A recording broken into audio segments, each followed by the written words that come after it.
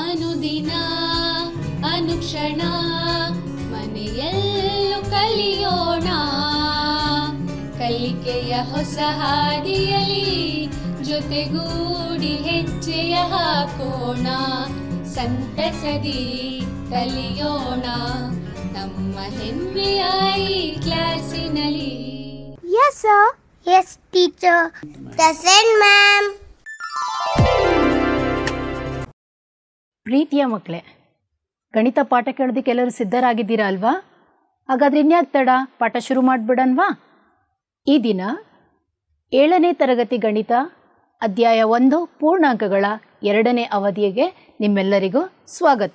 ಮಕ್ಕಳೇ, ನಾವು ಕಳೆದ ತರಗತಿಯಲ್ಲಿ ಪೂರ್ಣಾಂಕಗಳ ಸಂಕಲನ ಮತ್ತು ವ್ಯವಕಲನದ ಬಗ್ಗೆ ತಿಳ್ಕೊಂಡಿದ್ದೀವಿ. ಈ ದಿನ ಪೂರ್ಣಾಂಕಗಳ ಸಂಕಲನ ಮತ್ತು ವ್ಯವಕಲನದ ಗುಣಗಳಾದ ಆವೃತ ಗುಣ, ಪರಿವರ್ತನೀಯ ಗುಣ, ಸಹವರ್ತನೀಯ ಗುಣ, ಅನನ್ಯತಾ ಗುಣ ಹಾಗೂ ಸಂಕಲನದ ವಿಲೋಮ ಗುಣಗಳ ಬಗ್ಗೆ ತಿಳಿದುಕೊಳ್ಳೋಣ. ಮೊದಲಿಗೆ ಸಂಕಲನದ ಆವೃತ ಗುಣ. ಸಂಕಲನದ ಆವೃತ ಗುಣ ಅಂದರೆ ಏನು ಮಕ್ಕಳೇ? ನೀವು ತಿಳ್ಕೋಬೇಕು ಅಂತಂದರೆ, ನಮ್ಮ ತರಗತಿಯಲ್ಲಿ ಹಿಂದಿನ ವರ್ಷ ಪ್ರಜ್ವಲ್ ಅನ್ನೋ ಒಂದು ಹುಡುಗ ಗೈರು ಹಾಜರಾಗ್ತಿದ್ದ. ಆಮೇಲೆ ಕರೆದು ಬುದ್ಧಿ ಹೇಳಿದ್ಮೇಲೆ ಒಂದಿನೂ ಗೈರು ಹಾಜರಾಗದೆ ಅವನಿಗೆ ಪ್ರೇರಣಾ ಕ್ಲಬ್ಬಿಂದ 2 ಸ್ಟಾರ್ ಸಿಕ್ಕಿತು. ಪ್ರಜ್ವಲ್ ಏನಾಯಿತು, ತುಂಬ ಖುಷಿಯಾದ. ಏನು ಮಾಡ್ತಾನೆ ಅವನು, 2ನೇ ಸೆಮಿಸ್ಟರ್ಗೆ ಒಂದಿನೂ ಆಬ್ಸೆಂಟ್ ಆಗದೆ ಬಂದು ಅವನು 4 ಸ್ಟಾರ್ಗಳನ್ನ ಪಡ್ಕೊಂಡ. ಹಾಗಾದರೆ ಪ್ರಜ್ವಲ್ ಇಡೀ ವರ್ಷದಲ್ಲಿ ಎಷ್ಟು ಸ್ಟಾರ್ಗಳನ್ನ ಪಡ್ಕೊಂಡ ಮಕ್ಕಳೇ? ಕರೆಕ್ಟ್. ಎಷ್ಟು? ಒಟ್ಟು 6 ಸ್ಟಾರ್ಗಳನ್ನ ಪ್ರಜ್ವಲ್ ಈಗ ಪಡ್ಕೊಂಡಿದ್ದಾನೆ. ಮಕ್ಕಳೇ, 2 ನಮಗೆ ಗೊತ್ತಿದೆ ಒಂದು ಧನ ಪೂರ್ಣಾಂಕ, 4 ಅದು ಕೂಡ ಒಂದು ಧನ ಪೂರ್ಣಾಂಕ. 2ನ್ನ ಕೂಡಿದಾಗ ಬಂದಿರೋ ಉತ್ತರ ಎಷ್ಟು? 6. ಅದು ಕೂಡ ಧನ ಪೂರ್ಣಾಂಕವೇ ಆಗಿರ್ತದೆ. ಪೂರ್ಣಾಂಕಕ್ಕೆ ಮತ್ತೊಂದು ಪೂರ್ಣಾಂಕವನ್ನು ಕೂಡಿದಾಗ ಇನ್ನೊಂದು ಪೂರ್ಣಾಂಕವೇ ಬರುತ್ತದೆ. ಪೂರ್ಣಾಂಕಗಳ ಮೊತ್ತವು ಪೂರ್ಣಾಂಕವೇ ಆಗಿರುತ್ತದೆ ಎಂಬ ಅಂಶ ನಮಗೆ ಇದರಿಂದ ಮಂದಟ್ಟಾಗ್ತಿದೆ. ಈಗ ಒಂದು ಚಟುವಟಿಕೆ ನೋಡ್ಕೊಂಡು ಬರೋಣವಾ ಮಕ್ಕಳೇ? ಮಕ್ಕಳೇ, ಸಂಕಲನದ ಆವೃತ ಗುಣವನ್ನು ಪರೀಕ್ಷೆ ಮಾಡೋದಕ್ಕೆ ನಾವಿಲ್ಲಿ ಒಂದು ಚಟುವಟಿಕೆಯನ್ನು ಮಾಡೋಣ. ಇದು ಪೂರ್ಣಾಂಕಗಳ ಡಬ್ಬಿ. ಈ ಡಬ್ಬಿಯಲ್ಲಿ ಅನೇಕ ಧನ ಪೂರ್ಣಾಂಕಗಳು ಮತ್ತು ಅನೇಕ ಋಣ ಪೂರ್ಣಾಂಕಗಳು ಇವೆ. ಇವುಗಳಲ್ಲಿ ಯಾವುದಾದರೂ 2 ಸಂಖ್ಯೆಗಳನ್ನು ನಾನು ಆರಿಸಿ ತೆಗೆದುಕೊಳ್ತೇನೆ. ಮೊದಲನೇ ಸಂಖ್ಯೆ -59. ಇದು ಒಂದು ಋಣ ಪೂರ್ಣಾಂಕ. ಹಾಗೆ ಇನ್ನೊಂದು ಸಂಖ್ಯೆಯನ್ನು ತೆಗೆದುಕೊಳ್ಳೋಣ. ಇದೇನಾಗಿದೆ?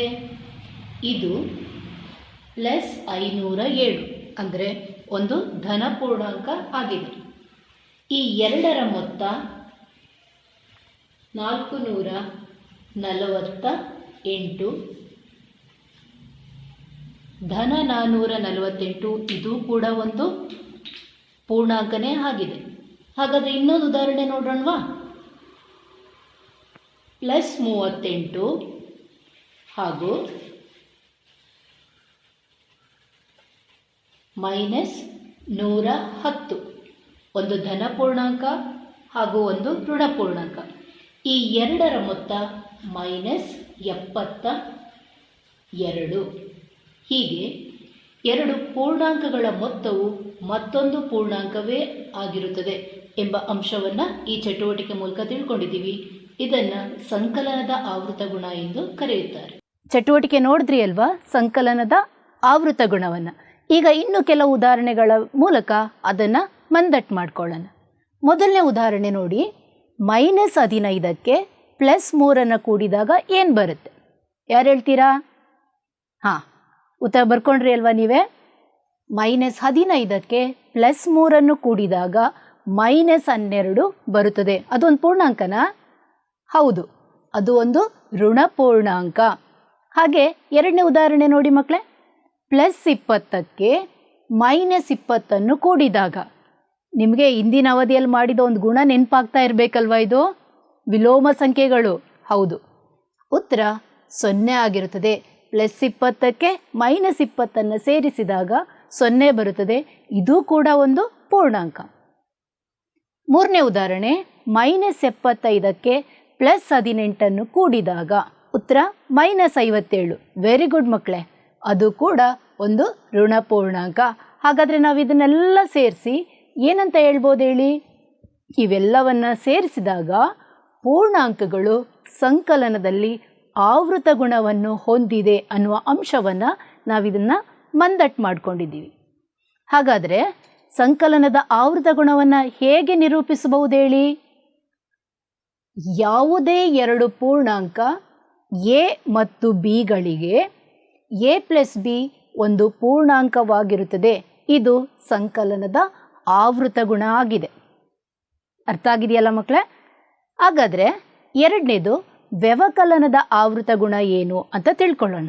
ತರಗತಿಯಲ್ಲಿರುವ ಕೆವಿನ್ ತುಂಬ ಒಳ್ಳೆ ಹುಡುಗ. ಅವನ ಹತ್ರ 5 ಪೆನ್ಗಳಿವೆ. ಅವನು ತನ್ನ ಹತ್ರ ಇರೋ 5 ಪೆನ್ನಿಂದ ಅನ್ವಿತಾಳಿಗೆ 2 ಪೆನ್ನನ್ನು ಕೊಟ್ಟಿದ. ಅವನಿಗೆ ಉಳ್ಕೊಳ್ಳೋ ಪೆನ್ ಎಷ್ಟು? 3. 5 - 2 3. 5 ಒಂದು ಪೂರ್ಣಾಂಕ, 1 ಪೂರ್ಣಾಂಕದಿಂದ 2 ಪೂರ್ಣಾಂಕವನ್ನು ಕಳೆದಾಗ ಬಂದಿರುವ ಉತ್ತರ ಕೂಡ ಒಂದು ಪೂರ್ಣಾಂಕವೇ ಆಗಿದೆ. ಪೂರ್ಣಾಂಕಗಳು ವ್ಯವಕಲನದ ಆವೃತ ಗುಣವನ್ನು ಹೊಂದಿದೆ ಅನ್ನುವ ಅಂಶ ಇದರಿಂದ ನಮಗೆ ಮಂದಟ್ಟಾಗ್ತಿದೆ. ಹಾಗಾದರೆ ಇನ್ನೂ ಒಂದು ಚಟುವಟಿಕೆಯನ್ನು ನೋಡಿ ವ್ಯವಕಲನದ ಆವೃತ ಗುಣವನ್ನು ನಾವು ಮಂದಟ್ಟು ಮಾಡಿಕೊಳ್ಳೋಣ. ಮಕ್ಕಳೇ, ನಾವೀಗ ಒಂದು ಆಟ ಆಡೋಣ. ನನ್ನ ಹತ್ರ 2 ದಾಳಗಳಿವೆ. 2 ಬೇರೆ ಬೇರೆ ಬಣ್ಣದ್ದು. ಒಂದು ಕೆಂಪು ಬಣ್ಣದ್ದು, ಒಂದು ಬಿಳಿಯ ಬಣ್ಣದ್ದು. ಕೆಂಪು ಬಣ್ಣದ ದಾಳದ ಮೇಲೆ ಬರುವ ಸಂಖ್ಯೆಯನ್ನು ವ್ಯವಕಲ್ಯ ಎಂದು ತೆಗೆದುಕೊಳ್ಳೋಣ. ಬಿಳಿಯ ಬಣ್ಣದ ದಾಳದ ಮೇಲೆ ಬರುವ ಸಂಖ್ಯೆಯನ್ನು ವ್ಯವಕಲಕ ಎಂದು ತೆಗೆದುಕೊಂಡು ಆ ಎರಡರ ಮಧ್ಯೆ ಇರುವಂತಹ ವ್ಯತ್ಯಾಸ ಏನು ಅನ್ನೋದನ್ನು ನೋಡೋಣವಾ? ಆಟ ಶುರು ಮಾಡೋಣ. ಈಗ ಮೊದಲನೇ ಸಲ ಕೆಂಪು ಬಣ್ಣದಲ್ಲಿ 5, ಬಿಳಿಯ ಬಣ್ಣದಲ್ಲಿ ಬರುವ ವ್ಯವಕಲಕ 1 ಬಂದಿದೆ. ಈ ಎರಡರ ವ್ಯತ್ಯಾಸ ಎಷ್ಟು ಮಕ್ಕಳೇ? 4. 5 ಒಂದು ಧನ ಪೂರ್ಣಾಂಕ. 5ರಿಂದ 1 ಕಳೆದಾಗ ಬಂದಿರುವ ವ್ಯತ್ಯಾಸ ಕೂಡ ಒಂದು ಪೂರ್ಣಾಂಕನೇ ಆಗಿದೆ. ಇನ್ನೊಂದ್ಸಲ ಆಟ ಆಡೋಣವಾ? ಇವಾಗ ಎಷ್ಟು ಬರುತ್ತೆ ನೋಡೋಣ. ಕೆಂಪು ಬಣ್ಣದು ವ್ಯವಕಲ್ಯ 1 2. ಬಿಳಿಯ ಬಣ್ಣದ ಮೇಲೆ ಬಂದಿರುವ ಸಂಖ್ಯೆ ಎಷ್ಟು? 4. ಈ ಎರಡರ ವ್ಯತ್ಯಾಸ -2 ಆಗಿದೆ. ಇದರಿಂದ ನಾವು ತಿಳಿಯುವಂತಹ ಅಂಶ ಏನು ಎಂದರೆ, ಒಂದು ಪೂರ್ಣಾಂಕದಿಂದ ಮತ್ತೊಂದು ಪೂರ್ಣಾಂಕವನ್ನು ಕಳೆದಾಗ ಬರುವಂತಹ ವ್ಯತ್ಯಾಸ ಕೂಡ ಒಂದು ಪೂರ್ಣಾಂಕವೇ ಆಗಿರುತ್ತದೆ. ಇದನ್ನು ವ್ಯವಕಲನದ ಆವೃತ ಗುಣ ಎಂದು ಕರೆಯುತ್ತೇವೆ. ವ್ಯವಕಲನದ ಆವೃತ ಗುಣವನ್ನು ಮಂದಟ್ಟು ಮಾಡಿಕೊಂಡ್ರೆ ಅಲ್ವಾ ಮಕ್ಕಳೇ? ಮತ್ತೊಂದು ಉದಾಹರಣೆ ನೋಡೋಣ. ಶಿಮ್ಲಾ ನಮಗೆ ಗೊತ್ತಿರೋ ಹಾಗೆ ಚಳಿ ಇರುವಂಥ ಪ್ರದೇಶ. ಒಂದು ಚಳಿಗಾಲದಲ್ಲಿ ಶಿಮ್ಲಾದ ಉಷ್ಣತೆ -2 ಡಿಗ್ರಿ ಸೆಲ್ಸಿಯಸ್ ಇತ್ತು, ತುಂಬ ಚಳಿ. ಅದೇ ದಿನ ಬೆಂಗಳೂರಿನ ಉಷ್ಣತೆ ಎಷ್ಟಿತ್ತು? ಆ ದಿನ ಬೆಂಗಳೂರಿನ ಉಷ್ಣತೆ 27 ಡಿಗ್ರಿ ಸೆಲ್ಸಿಯಸ್ ಇತ್ತು. ಹಾಗಾದರೆ ಈ ಎರಡೂ ನಗರಗಳ ಉಷ್ಣಾಂಶದಲ್ಲಿರುವ ವ್ಯತ್ಯಾಸ ಏನು? ಹೇಗೆ ಮಾಡ್ಬೋದು? ಶಿಮ್ಲಾದ ಉಷ್ಣತೆ -2 ಡಿಗ್ರಿ ಸೆಲ್ಸಿಯಸ್. ನಂತರ ಬೆಂಗಳೂರಿನ ಉಷ್ಣತೆ 27 ಡಿಗ್ರಿ ಸೆಲ್ಸಿಯಸ್. ಈ ಎರಡೂ ನಗರಗಳ ನಡುವಿನ ವ್ಯತ್ಯಾಸ ಏನು ಮಾಡಬೇಕು ಹೇಳಿ? ಕಳಿಬೇಕು. 27 -2 ಬಂದಾಗ ಉತ್ತರ 29 ಡಿಗ್ರಿ ಸೆಲ್ಸಿಯಸ್ ಆಗಿರುತ್ತದೆ. ಇನ್ನು ಅನೇಕ ಉದಾಹರಣೆಗಳನ್ನ ನೋಡ್ಬೋದಲ್ವಾ? ನೋಡೋಣ. -21ರಿಂದ -10 ಕಳೆದಾಗ ಏನಾಗುತ್ತೆ? -21 ಇಲ್ಲಿ ವ್ಯವಕಲನದ ವಿಲೋಮವನ್ನು ಕೂಡ್ತಾ ಇದ್ದೀವಿ, +10 ಆಗುತ್ತದೆ. -21 +10 -11 ಆಯಿತು. ಎರಡನೇ ಉದಾಹರಣೆ ನೋಡಿ ಮಕ್ಕಳೇ. 32ರಿಂದ -17 ಕಳೆಯುವುದು. 32 ಕಳೆಯುವುದು ಅಂದರೆ ವಿಲೋಮವನ್ನು ಕೂಡುವುದು, ಅಂದರೆ +17 ಆಗುತ್ತೆ, 49. ಮೂರನೇ ಉದಾಹರಣೆ 7 - 9 ತುಂಬ ಸುಲಭ ಆಗಿದೆ ಅಲ್ವಾ? ಎಷ್ಟು ಬಂತು? -2. ಇನ್ನೂ ಒಂದು ಸುಲಭದ ಲೆಕ್ಕ. 15ರಿಂದ 0 ಕಳೆದಾಗ 15 ಉತ್ತರ ಬರುತ್ತದೆ. ಹಾಗಾದರೆ ಪೂರ್ಣಾಂಕಗಳು ವ್ಯವಕಲನದ ಆವೃತ ಗುಣವನ್ನು ಹೊಂದಿದೆ ಅನ್ನುವಂಥ ಅಂಶವನ್ನು ನಾವೀಗ ತಿಳ್ಕೊಂಡಿದ್ದೀವಿ.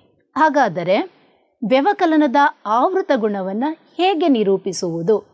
ವ್ಯವಕಲನದ ಆವೃತ ಗುಣ ಎ ಮತ್ತು ಬಿ ಎರಡು ಪೂರ್ಣಾಂಕಗಳಾದಾಗ ಎ ಮೈನಸ್ ಬಿ ಸಹ ಒಂದು ಪೂರ್ಣಾಂಕವೇ ಆಗಿರುತ್ತದೆ. ಬರ್ಕೊಂಡ್ರ ಮಕ್ಕಳೇ? ಈ ಎರಡೂ ಗುಣಗಳನ್ನು ನಾವು ಚೆನ್ನಾಗಿ ಮಂದಟ್ಟು ಮಾಡ್ಕೋಬೇಕು. ಹಾಗಿದ್ರೆ ಮಾತ್ರ ನಾವು ಮುಂದಿನ ಗುಣಕ್ಕೆ ಹೋಗೋದಿಕ್ಕೆ ಸಾಧ್ಯ. ಬರ್ಕೊಂಡಾಗಿದೆಯಾ? ಮುಂದಿನ ಗುಣಕ್ಕೆ ಹೋಗೋಣ. ಮುಂದಿನ ಗುಣ ಸಂಕಲನದ ಪರಿವರ್ತನೀಯ ಗುಣ. ಸಂಕಲನದ ಪರಿವರ್ತನೀಯ ಗುಣ ಅರ್ಥ ಮಾಡ್ಕೋಬೇಕಾದ್ರೆ ನಾನು ನಿಮಗೆ ಅಲ್ಲೊಂದು ಚಟುವಟಿಕೆಯನ್ನು ತೋರಿಸ್ತೀನಿ. ಶಾಲೆಯಲ್ಲಿ ವಿಶಾಲ್ ಮತ್ತು ವಿಕಾಸ್ ಅಣ್ಣ ತಮ್ಮಂದ್ರಿಬ್ಬರು ಓದ್ತಾ ಇದ್ದಾರೆ. ಅವರ ಮನೆ ಆ ಜಾಗದಲ್ಲಿ ಇದೆ. ಆದರೆ ಶಾಲೆ ಮುಗಿಸ್ಕೊಂಡು ಹೋಗುವಾಗ ಇಬ್ಬರು ಬೇರೆ ಬೇರೆ ದಾರಿಯಲ್ಲಿ ತಮ್ಮ ಮನೆಯನ್ನು ತಲುಪುತ್ತಾರೆ. ಮೊದಲಿಗೆ ವಿಶಾಲ್ ಎ ಇಂದ ಬಿಗೆ ಹೋಗ್ತಾನೆ. ಎ ಅಲ್ಲಿ 750 ಮೀಟರ್, ಎ ಇಂದ ಮನೆಯ ತಲುಪಲು 250 ಮೀಟರ್ ದೂರವನ್ನು ಕ್ರಮಿಸಿದ್ದಾನೆ. ಹಾಗಾದರೆ ವಿಕಾಸ್ ಏನು ಮಾಡ್ತಾನೆ? ಮೊದಲು 250 ಮೀಟರ್ನ ಚಲಿಸಿ ನಂತರ 750 ಮೀಟರನ್ನು ಚಲಿಸಿದ್ದಾನೆ. ಇವರಿಬ್ಬರಲ್ಲಿ ಯಾರು ಜಾಸ್ತಿ ದೂರ ಹೋಗಿದ್ದು ಮಕ್ಕಳೇ? ಸರಿಯಾಗಿ ಹೇಳಿದ್ರಿ, ಇಬ್ಬರು ಕ್ರಮಿಸಿರುವ ದೂರ ಒಂದೇ ಆಗಿದೆ. ಮೊದಲು 250 ಮೀಟರ್ನ ಚಲಿಸಿ ನಂತರ 750 ಮೀಟರ್, ಒಟ್ಟಿಗೆ 1000 ಮೀಟರ್ ಆಗುತ್ತದೆ. 1000 ಮೀಟರ್ ಅಂದರೆ ನಮ್ಗೆ ಗೊತ್ತಲ್ವಾ? ಎಷ್ಟು ಕಿಲೋಮೀಟರ್? 1 ಕಿಲೋಮೀಟರ್. ಹಾಗೆ ವಿಶಾಲ್ ಚಲಿಸಿದ್ದು 750 ಮೀಟರ್ ಮೊದಲು, ನಂತರ 250, ಒಟ್ಟು 1000 ಮೀಟರ್ ಆದರೆ ಅವನು ಚಲಿಸಿದಂತಹ ದೂರ 1 ಕಿಲೋಮೀಟರ್. ಇಬ್ಬರು ಒಂದೇ ದೂರ ಹೋಗಿದ್ದಾರಲ್ವ ಮಕ್ಕಳೇ? ಹಾಗಾದರೆ ಇದನ್ನು ಈಗೂ ಬರೀಬಹುದಲ್ವಾ? 250 plus 750 is equal to 750 plus 250 ಆಗುತ್ತದೆ. ಹಾಗಾದರೆ ಪೂರ್ಣಾಂಕಗಳನ್ನು ಯಾವುದೇ ಕ್ರಮದಲ್ಲಿ ಬೇಕಾದರೂ ನಾವು ಅದನ್ನು ಕೂಡಬಹುದು ಅನ್ನುವ ಅಂಶ ನಮಗಿದ್ರಿಂದ ತಿಳಿದಿದೆ. ಇದರ ಅರ್ಥ ಪೂರ್ಣಾಂಕಗಳು ಸಂಕಲನದ ಪರಿವರ್ತನೀಯ ಗುಣವನ್ನು ಹೊಂದಿದೆ. ಮಕ್ಕಳೇ, ಈಗ ನಾನು ನಿಮಗೆ 2 ಸಂಖ್ಯೆಗಳನ್ನ ಕೊಡ್ತೀನಿ, 25 ಮತ್ತು -16. ಈ ಪೂರ್ಣಾಂಕಗಳ ಜೋಡಿಯನ್ನು ಕ್ರಮ ಬದಲಾಯಿಸಿ ಕೂಡಿ. ನಿಮ್ಗೆ ಯಾವುದು ಬೇಕು ಅದನ್ನು ಫಸ್ಟ್ ಹಾಕ್ಕೊಂಡು ಕೂಡಿ. ಕೊಡ್ತಾ ಇದ್ದೀರಾ? ನಿಮ್ಮ ಉತ್ತರನ ಒಂದ್ಸಲ ನನ್ನ ಉತ್ತರ ಜೊತೆ ಚೆಕ್ ಮಾಡೋಣ. ಮೊದಲು 25ಕ್ಕೆ -16 ಕೂಡಿದಾಗ 9 ಉತ್ತರ ಬಂದಿದೆ. ಈಗ ಕ್ರಮ ಬದಲಾಯಿಸ್ತೀನಿ. ಕ್ರಮ ಬದಲಾಯಿಸಿ 16 ಮೊದಲು ತಗೊಳ್ತೀನಿ. -16 ಪ್ಲಸ್ 25 9 ಆಗುತ್ತದೆ. ಪೂರ್ಣಾಂಕಗಳನ್ನು ಯಾವುದೇ ಕ್ರಮದಲ್ಲಿ ಕೂಡಬಹುದು ಎನ್ನುವ ಅಂಶ ನಮಗೆ ಇದರಿಂದ ಮಂದಟ್ಟಾಗ್ತಿದೆ. 2 ನಿಯಮಗಳು ಅರ್ಥ ಆಗಿದೆ ಅಲ್ವಾ ಮಕ್ಕಳೇ? ಸಂಕಲನದ ಪರಿವರ್ತನೀಯ ಗುಣವನ್ನು ನಾವು ಹೀಗೂ ನಿರೂಪಿಸಬಹುದು. ಸಾಮಾನ್ಯವಾಗಿ ಯಾವುದೇ 2 ಪೂರ್ಣಾಂಕ ಎ ಮತ್ತು ಬಿಗಳಿಗೆ a plus B equals B plus A ಆಗಿರುತ್ತದೆ. ಬರ್ಕೊಳ್ಳಿ ಮಕ್ಕಳೇ, ಸಂಕಲನದ ಪರಿವರ್ತನೀಯ ಗುಣ. ಇದನ್ನು ಇಂಗ್ಲೀಷಲ್ಲಿ ಕಮ್ಯುಟೇಟಿವ್ ಪ್ರಾಪರ್ಟಿ ಅಂತ ಕೂಡ ಹೇಳ್ತೀವಿ. ಈಗ ಮಕ್ಕಳೇ, ಸಂಕಲನದ ನೆಕ್ಸ್ಟ್ ಬರಬೇಕಾಗಿರೋದು ಯಾವುದು? ವ್ಯವಕಲನ. ಅಂದರೆ ನಿಮ್ಮ ಡೌಟ್ ಸರಿಯಾಗಿದೆ.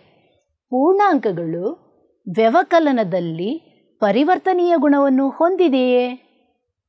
ಟೆಸ್ಟ್ ಮಾಡಿಬಿಡೋಣ ಒಂದ್ಸಲ. ಮೊದಲು ಕಪ್ಪೆ ಸಂಖ್ಯಾ ರೇಖೆಯ ಮೂಲ ಬಿಂದುವಿನಲ್ಲಿ ಕುಳಿತಿದೆ. ಮೊದಲು ಯಾವ ಸ್ಥಾನಕ್ಕೆ ಹೋಗಬೇಕು? 6 ಸ್ಥಾನಗಳು ಹೋಗಬೇಕು. 1 2 3 4 5 6 6 ಸ್ಥಾನ ಮುಂದೆ ಹೋಗಿದೆ, ಅಂದರೆ ಬಲಭಾಗಕ್ಕೆ ಹೋಗಿದೆ. ಈಗ -3 ಅಂದರೆ ನಮಗೆ ಗೊತ್ತಿದೆ, ಎಡಭಾಗಕ್ಕೆ 3 ಸ್ಥಾನ ಹಿಂದೆ ಬರಬೇಕು. ಹಿಂದೆ ಬರ್ತಾ ಇದೆ ನೋಡಿ. ಯಾವ ಸ್ಥಾನಕ್ಕೆ ಬಂದು ಕೂತ್ಕೊಳ್ತು ಮಕ್ಕಳೇ?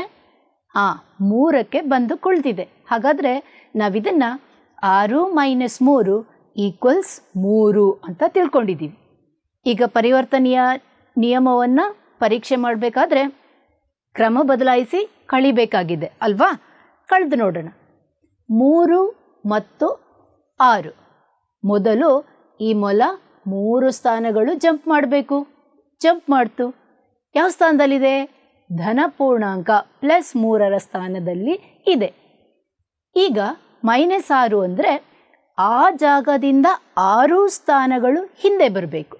6 ಸ್ಥಾನಗಳು ಹಿಂದೆ ಬರಬೇಕು. ಬಂತಲ್ಲ? ಓಡೋಡ್ ಬಂತು. ಯಾವ ಜಾಗದಲ್ಲಿದೆ? -3ರಲ್ಲಿ ಇದೆ. ಹೇಗೆ ಬರಿಬೋದು ಇದನ್ನು ನಾವು? 3 -6 = -3 ಬಂದಿದೆ. ಮೊದಲು ಬಂದಂತಹ ಉತ್ತರ 6 - 3 = 3. ಈಗ ಬಂದಿರೋ ಉತ್ತರ 3 - 6 -3. ಎರಡು ಒಂದೇನಾ ಮಕ್ಕಳೇ? ಇಲ್ಲ ಅಲ್ವಾ? ಸಂಖ್ಯಾ ರೇಖೆಯಲ್ಲಿ ಧನ 3 ಬಲಗಡೆಯಲ್ಲಿ ಋಣ 3 ಮೂಲ ಬಿಂದುವಿನ ಎಡ ಭಾಗದಲ್ಲಿ ಬರುತ್ತದೆ. ಹಾಗಾದರೆ 6 - 3 3 - 6ಕ್ಕೆ ಸಮವಲ್ಲ. ಇದರಿಂದ ನಾವೇನು ತಿಳ್ಕೊಬೋದು? ಪೂರ್ಣಾಂಕಗಳು ವ್ಯವಕಲನದಲ್ಲಿ ಪರಿವರ್ತನೀಯ ಗುಣವನ್ನು ಹೊಂದಿಲ್ಲ ಅಂತ ತಿಳ್ಕೊಬೋದು. ಮಕ್ಕಳೇ, ಗುಣಗಳನ್ನ ಓದಿ ಸುಸ್ತಾಯ್ತಲ್ಲ, ಒಂದು ಆಟ ಆಡೋಣವಾ? ಈಗ ಒಂದು ಮಾಯಾ ಚೌಕವನ್ನು ತುಂಬಿಸೋಣ. ಮಾಯಾ ಚೌಕವನ್ನು ತುಂಬಿಸೋದಕ್ಕೆ ನಿಮಗೆ ಇಲ್ಲಿ 9 ಚೌಕಗಳಿವೆ. ಈ 9 ಚೌಕಗಳಲ್ಲಿ 2 ನಿಯಮಗಳನ್ನ ಕೊಡ್ತೀನಿ. ಮೊದಲನೇದು, ಈ 9 ಚೌಕಗಳಲ್ಲಿ -8ರಿಂದ 0ಯವರೆಗಿನ ಸಂಖ್ಯೆಗಳನ್ನು ಮಾತ್ರ ತುಂಬಿಸ್ಬೇಕು. ಎರಡನೇ ಕಂಡೀಷನ್ ಏನಪ್ಪ? ಮಾಯಾ ಮೊತ್ತ -12 ಆಗಬೇಕು. ಮಾಯಾ ಮೊತ್ತ ಅಂದರೆ ಅರ್ಥ, ನೀವು ಸಂಖ್ಯೆಗಳನ್ನು ಮೇಲಿನಿಂದ ಕೆಳಕ್ಕೆ ಕೂಡಿದಾಗ ಅಥವಾ ಎಡದಿಂದ ಬಲಕ್ಕೆ ಕೂಡಿದಾಗ, ಕರ್ಣಗಳ ಅನುಸಾರ ಕೂಡಿದಾಗ, ಯಾವುದೇ ರೀತಿ ಕೂಡಿ ನಿಮಗೆ ಉತ್ತರ -12 ಆಗಬೇಕು. ಸ್ಟಾರ್ಟ್ ಮಾಡಿ. ಯಾರು ಫಸ್ಟ್ ಮಾಡ್ತಾರೆ ಅವರಿಗೆ ನಮ್ಮ ಕಡೆಯಿಂದ ಒಂದು ದೊಡ್ಡ ಚಪ್ಪಾಳೆ. ಸ್ಟಾರ್ಟ್ ಮಾಡಿ ಮಕ್ಕಳೇ. ಮಾಡ್ತಾ ಇದ್ದೀರಾ? ಉತ್ತರ ಗೊತ್ತಾಗ್ತಾ ಇದೆಯಾ? ಸರಿ, ಈಗ ಒಂದ್ಸಲ ಚೆಕ್ ಮಾಡಿಬಿಡೋಣ. 0 -1 -2 -3 -4 -5 -6 -7 ಮತ್ತು -8. ಅಡ್ಡ ಸಾಲಿನಲ್ಲಿ ನಾವು ಪರೀಕ್ಷೆ ಮಾಡಿದ್ರೆ -7 -5 -12. ಎರಡನೇ ನೋಡಿ, -2 -4 -6 -12 ಮೊತ್ತ ಬಂದಿದೆ. -3 -8 -1. ಹಾಗೆ ನೀವು ಬೇಕಾದರೆ ಕಂಬ ಸಾಲಿನಲ್ಲೂ ಹಾಗೂ ಕರ್ಣಗಳ ಅನುಸಾರ ಪರೀಕ್ಷೆ ಮಾಡಿ ನೋಡಿದ್ರೆ ನಿಮಗೆ ಉತ್ತರ -12 ಆಗಿರುತ್ತದೆ. ಸರಿಯಾಗಿ ಉತ್ತರ ಬರೆದ್ರೆ ಎಲ್ಲ ಮಕ್ಕಳಿಗೂ ನನ್ನ ಕಡೆಯಿಂದ ಒಂದು ಚಪ್ಪಾಳೆ. ಈಗ ಮುಂದಿನ ನಿಯಮಕ್ಕೆ ಹೋಗನ್ವಾ? ಮುಂದಿನ ಗುಣ ಸಹವರ್ತನೀಯ ಗುಣ. ಅದನ್ನು ಅರ್ಥ ಮಾಡ್ಕೊಳ್ಳೋದಕ್ಕೆ ಮುಂಚೆ ಒಂದು ಚಟುವಟಿಕೆಯನ್ನು ನೋಡ್ಕೊಂಬರೋಣ. ಆವಾಗ ನಿಮಗೆ ತುಂಬ ಚೆನ್ನಾಗಿ ಅರ್ಥ ಆಗುತ್ತೆ. ಮಕ್ಕಳೇ, ಅಮ್ಮ ಮಾರ್ಕೆಟಿಂದ ಬರುವಾಗ ಅವಳ ಮಕ್ಕಳಾದ ಗೀತಾ ಮತ್ತು ಸೀತಾಗೆ ಬಳೆ ತಂದಿದ್ದಾಳೆ. ಬಳೆ ತಂದುಕೊಟ್ಟ ತಕ್ಷಣ ಮಕ್ಕಳಿಗೆ ಕುತೂಹಲ ಆಗ್ತಿದೆ. ಯಾರಿಗೆ ಹೆಚ್ಚು ಬಳೆ ತಂದಿರ್ಬೋದು ಅಮ್ಮ ಅಂತ. ತಕ್ಷಣ ಏನು ಮಾಡ್ತಾರೆ ಅವರು? ಅದನ್ನು ಬಿಚ್ಚಿ ನೋಡ್ತಿದ್ದಾರೆ. ಅಮ್ಮನಿಗೆ ಯಾರ ಮೇಲೆ ಜಾಸ್ತಿ ಪ್ರೀತಿ, ಯಾರಿಗೆ ಬಳೆ ಜಾಸ್ತಿ ತಂದಿರ್ಬೋದು ಅಂತ ನೋಡ್ತಾ ಇದ್ದಾರೆ. ನೋಡುವಾಗ ಅವ್ರಿಗೆ ಗೊತ್ತಾಯಿತು ಅಲ್ಲಿ 3 ರೀತಿ ಬಣ್ಣ ಇದೆ. ಸೊ ಅವ್ರಿಗೆ ಎಣಿಸ್ಬೇಕಲ್ವ ಈಗ ಯಾರು ಜಾಸ್ತಿ ತಂದಿದೆ ಅಂತ ನೋಡಬೇಕಾದ್ರೆ. ಹಾಗಾಗಿ ಅವರು ಅದನ್ನು ಸಪ್ರೇಟ್ ಮಾಡಿ ಇಟ್ಕೋತಾರೆ. ಮೊದಲು ಒಂದು ಬಣ್ಣ, ಎರಡನೇ ಬಣ್ಣದ ಬಳೆಗಳು ಮತ್ತು ಮೂರನೇ ಬಣ್ಣದ ಬಳೆಗಳನ್ನು ಸಪ್ರೇಟ್ ಮಾಡಿ ಇಟ್ಕೊಂಡ್ರು. ಈಗ ಇಬ್ಬರು ಆ ಥರದಿಂದ ಬರೆದು ಎಣಿಸ್ಕೋತಾ ಇದ್ದಾರೆ. ಎಷ್ಟಿದೆ ಅಂತ ನೋಡ್ತಾ ಇದ್ದಾರೆ. ಎಷ್ಟಿದೆ ಎಣಿಸ್ಕೊಳ್ಳಿ. ಇಬ್ಬರು ಬೇಗ ಬೇಗ ಬರೀತಿದ್ದಾರೆ.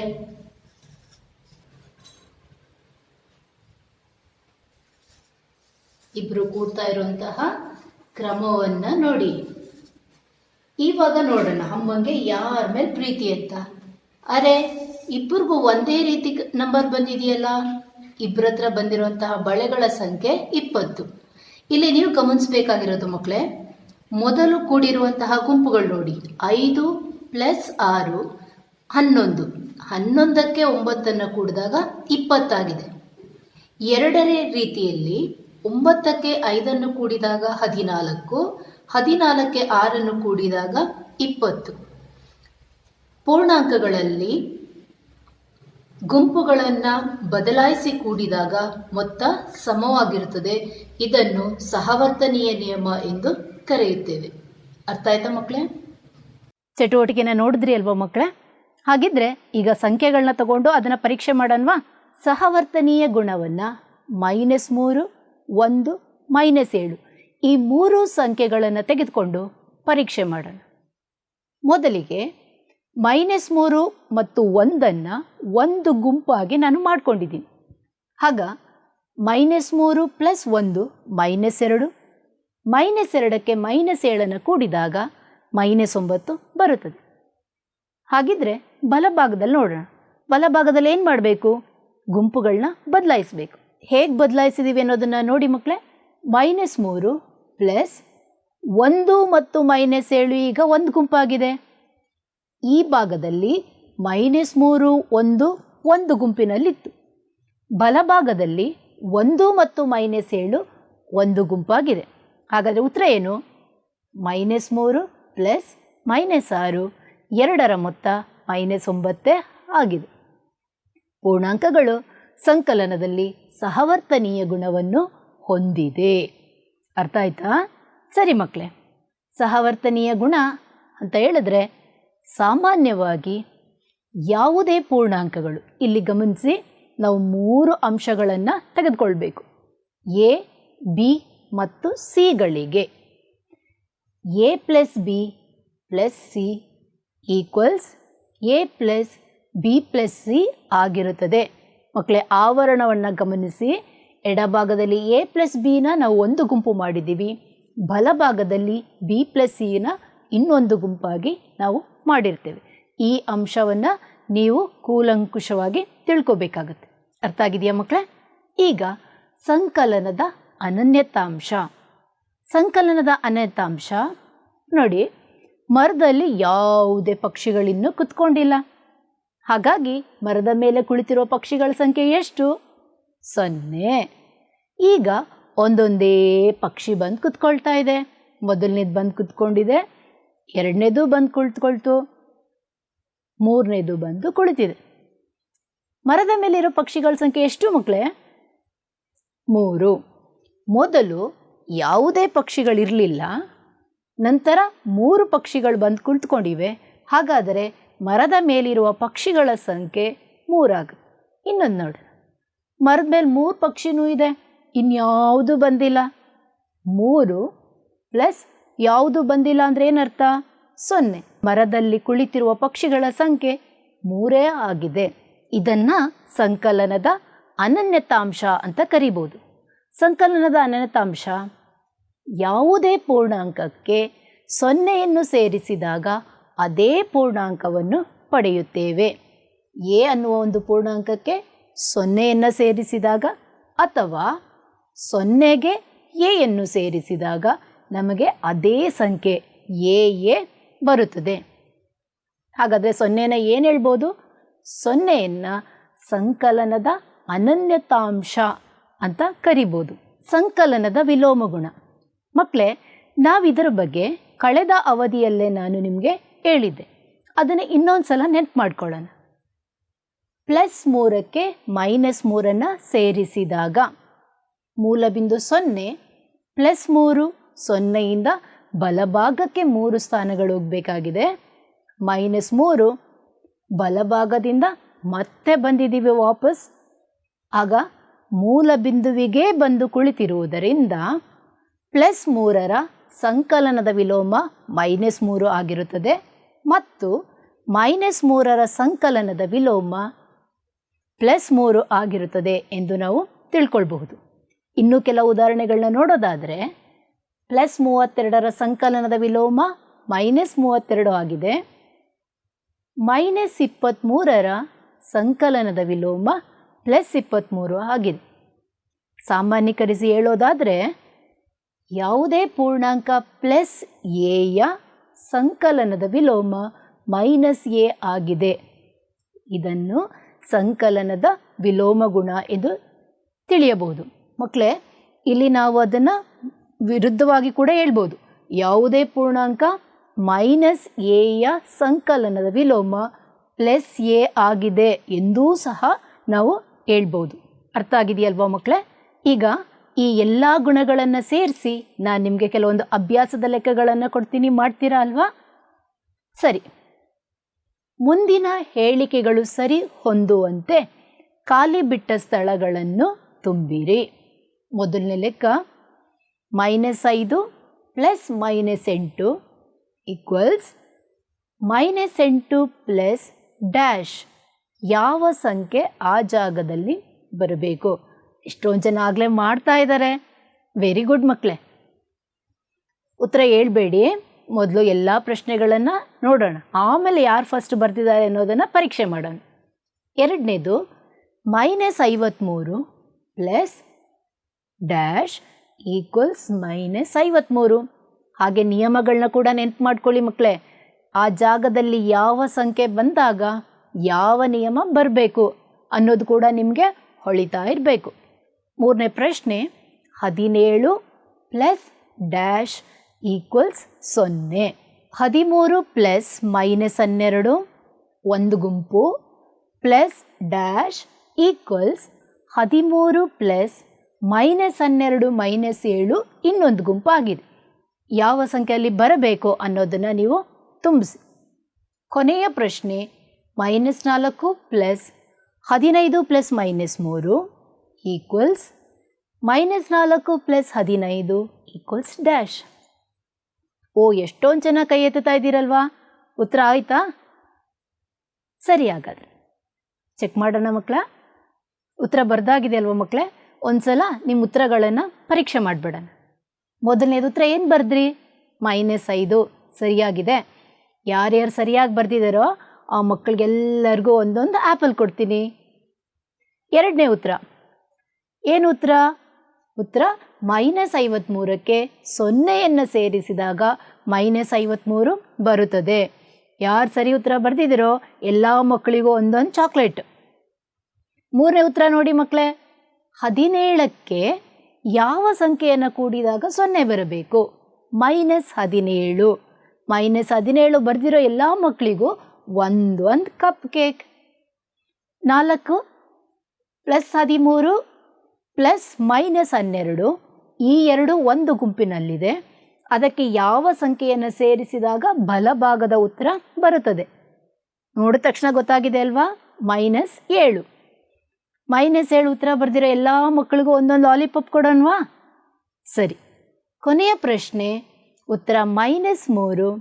ಈ ಪ್ರಶ್ನೆ ಬರ್ದಿರೋ ಎಲ್ಲ ಮಕ್ಕಳಿಗೂ ಐಸ್ ಕ್ರೀಮ್ ಕೊಡೋಣ. ಉತ್ತರ ಎಲ್ಲರೂ ಬರ್ದಿದ್ದೀರಾ ಅಲ್ವಾ ಮಕ್ಕಳ? ಇವತ್ತಿನ ಪಾಠ ಅರ್ಥ ಆಗಿದೆಯಾ? ಹಾಗಾದರೆ ಇವತ್ತು ನಾವೇನೇನು ಪಾಠ ಕಲ್ತಿದ್ದೀವಿ ಅನ್ನೋದನ್ನು ಜ್ಞಾಪಕ ಮಾಡ್ಕೊಳ್ಳಿ. ಈ ದಿನ ನಾವು ಪೂರ್ಣಾಂಕಗಳ ಸಂಕಲನ ಮತ್ತು ವ್ಯವಕಲನದ ಗುಣಗಳಾದ ಆವೃತ ಗುಣ, ವ್ಯವಕಲನದ ಆವೃತ ಗುಣ, ಪರಿವರ್ತನೀಯ ಗುಣ, ಸಹವರ್ತನೀಯ ಗುಣ ಹಾಗೂ ಸಂಕಲನದ ಅನ್ಯತಾಂಶದ ಬಗ್ಗೆ ತಿಳ್ಕೊಂಡಿದ್ದೀವಿ. ನಿಮಗಿವತ್ತು ಪಾಠ ತುಂಬ ಚೆನ್ನಾಗಿ ಅರ್ಥ ಆಗಿದೆ ಅನ್ನೋದಾದರೆ ಏನು ಮಾಡಬೇಕು ಹೇಳಿ? ಹೋಮ್ವರ್ಕ್ ಲೆಕ್ಕ ಮಾಡಬೇಕು. ಹಾಗಾದರೆ ಹೋಮ್ವರ್ಕ್ ಒಂದು ಪ್ರಶ್ನೆ ಕೊಡ್ತೀನಿ, ಬರ್ಕೊಳ್ಳಿ ಮಕ್ಕಳೇ. ಎರಡನೇ ಪ್ರಶ್ನೆಯನ್ನು ಬಿಡಿಸಿ. ಇದನ್ನು ಬಿಡಿಸಿ ನಿಮ್ಮ ಶಾಲೆಯ ಶಿಕ್ಷಕರಿಗೆ ತೋರಿಸಿ. ಧನ್ಯವಾದಗಳು. ನನ್ನ ಹೆಸರು ಶ್ರೀಮತಿ ಲತಾಯೆ, TGT, ಸರ್ಕಾರಿ ಮಾದರಿ ಪ್ರಾಥಮಿಕ ಶಾಲೆ, ತಲಗಟ್ಟಪುರ, ಬೆಂಗಳೂರು ದಕ್ಷಿಣ ವಲಯ 1. ಧನ್ಯವಾದಗಳು. ಅನುದಿನ